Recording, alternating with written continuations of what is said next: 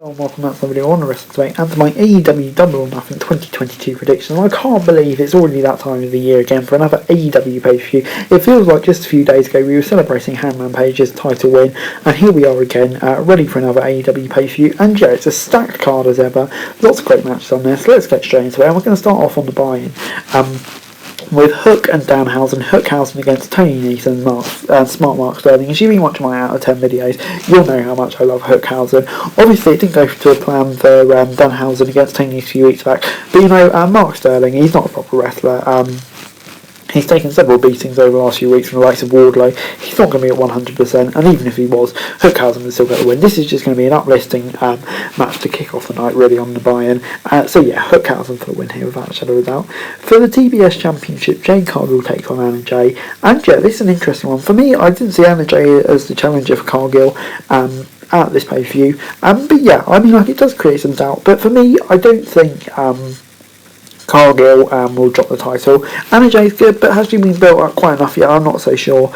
But Cargill was just so great. And yeah, I think she's going to go on an NXT title run before she challenges for the big one as well. So yeah, for me, it's going to be Jade Cargill for the victory here.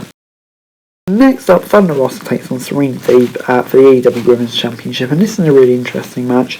Thunder Rosa, yeah, I mean, like, her title reign so far, it's been okay, nothing too special, but you know, for me it's still kind of kicking into gear. Serene's obviously just had a really great feud with the likes of Hikaru Shida, which were really good, and she deserves a big women's title match on the pay-per-view. But for me, I think the Thunder Rosa's title reign is still building up.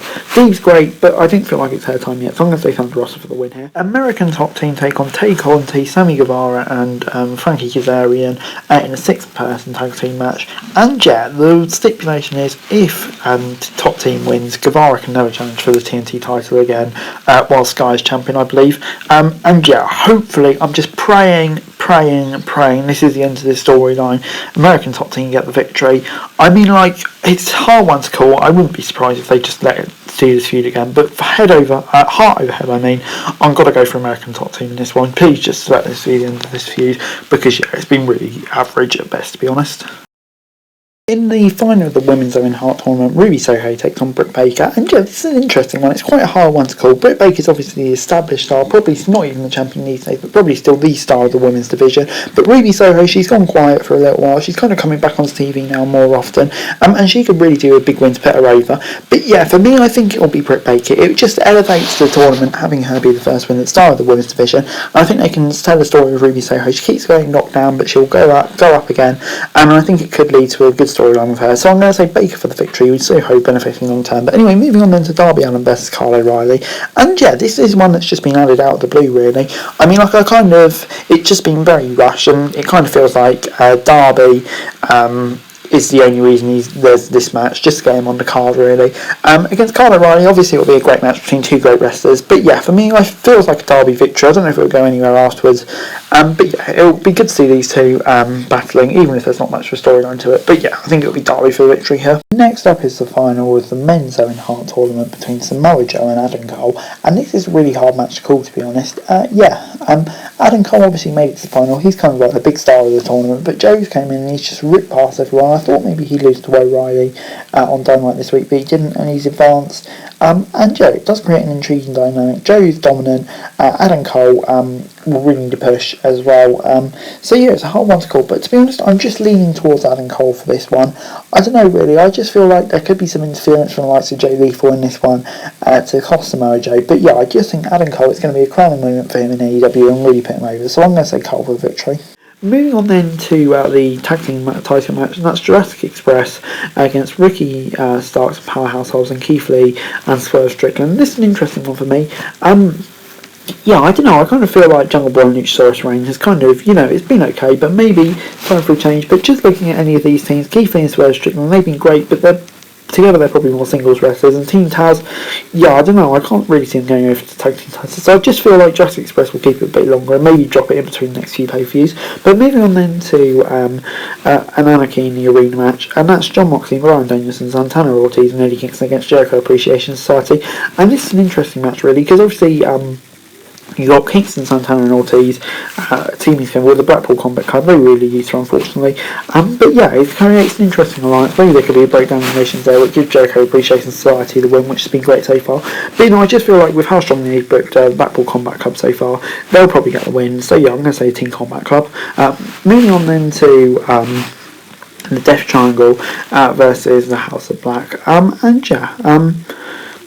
This is a hard one for me to call, really. I don't know, it's been going on for quite a while now, and it's it's a hard one to predict, really. Death Triangle's been great and really, really good on themselves now. Phoenix is back, but House of Black, they've been consistently good as well.